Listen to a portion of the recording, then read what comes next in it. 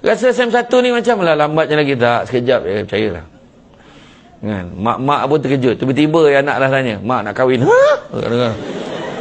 Kan tiba-tiba macam tu kan. Sekarang ni tak payahlah nak kapa-kapa, kau lupakan lah. Dia tunjuk kawan. Kau.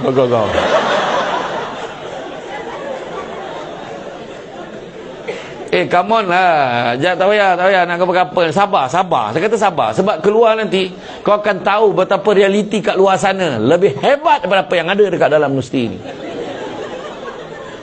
Keluar, kejar kejaya dulu. Dah ada career. Sekarang siapa nak kahwin dengan aku? Beratus sekarang. Macam tu. Sekarang belum apa-apa lagi.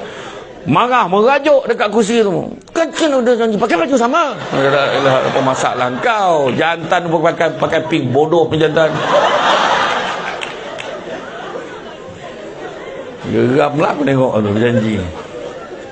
Tak payah. Belajar dulu. Saya nak tanya seorang. Okey, jangan aku. Apa masalah ni? Aduh. Tu yang tu. Ya tu, tak yang pandang orang lain. Tu Yang baju oranye tu. Okey. Sem ke apa dah?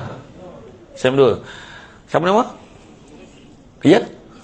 Yusrina.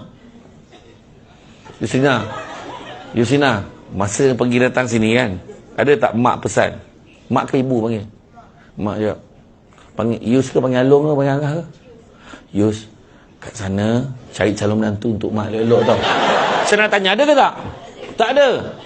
Habis mak kata apa? Jangan. Sok spesifik ya. Cik bagi mak aku tak cakap macam tu dulu. Yus, mak saya cakap jangan apa-apa lah. Tapi sampai sekarang berjaya, tak ada couple lah.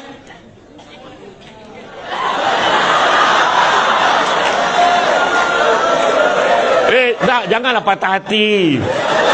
Tegamak Yus buat aib macam ni. Tak, cakap tu, tak ada kawan-kawan lah.